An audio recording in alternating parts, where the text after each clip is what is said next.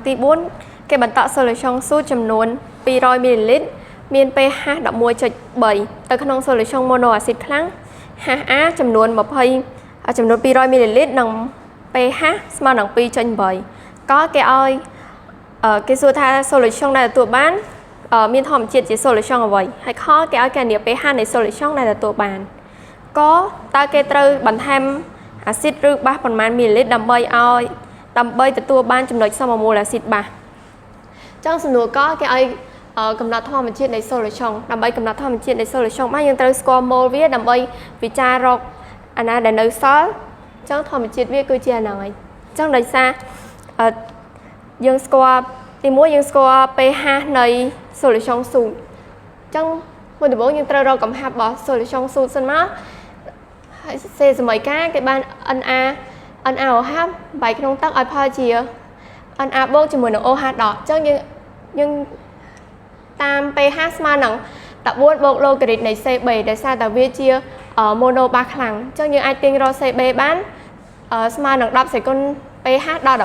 14ចឹងដល់ pH របស់យើងស្មើនឹង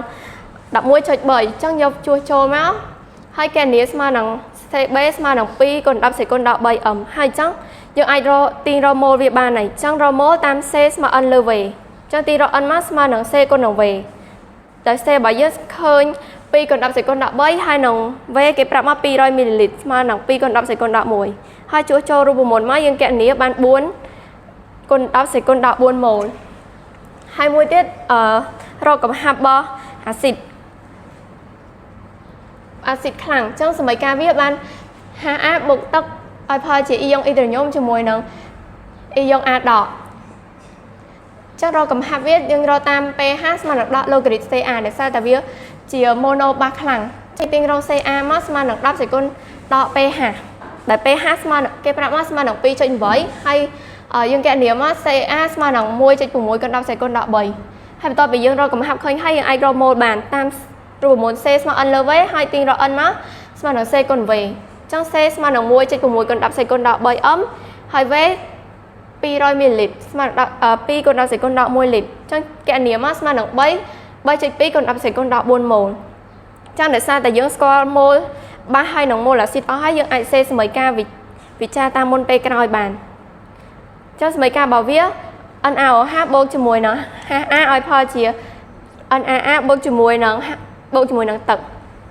ចឹងវិចារតាមមុនពេលក្រោយមកដោយ mol របស់បើស៊ូតយើងរកឃើញ 4 គុណ10សេគុណដល់ 4 mol ហើយនឹង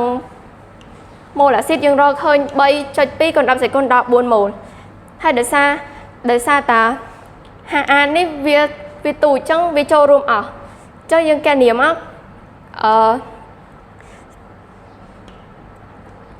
ក្រោយយើងឃើញmol NaOH នៅសល់ 8.8 គុណ10សេគុណដល់ 5 mol ចឹងmol វានៅសល់ធម្មជាតិនៃល្បាយដែលទទួលបានជា solution ជាបាសហើយខគេឲ្យគណនា pH នៃល្បាយដែលទទួលបានចឹងដើម្បីរក pH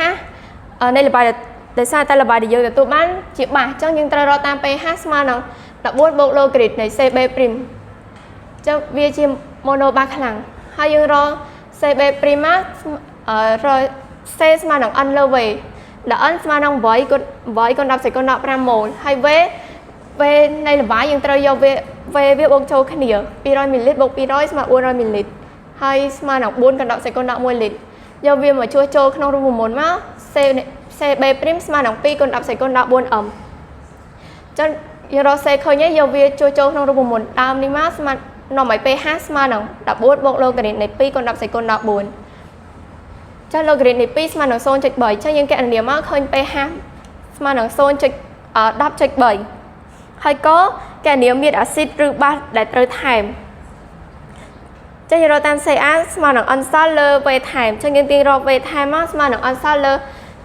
កំហាប់ Ca ដែល n សល់ស្មើនឹង 8 គុណ10សេគុណដល់ 5 mol ហើយ Ca កំហាប់ដល់យើងរកឃើញ 1.6 គុណ10សេគុណដល់ 3m ចឹងយើងគណនាមកឃើញV ថែម 0.05 លីត្រដែលគេសួរជាមីលីលីត្រចឹងយើងបែរទៅជាមីលីលីត្រស្មើនឹង50មីលីលីត្រចឹង V ថែមវាស្មើនឹង50មីលីលីត្រ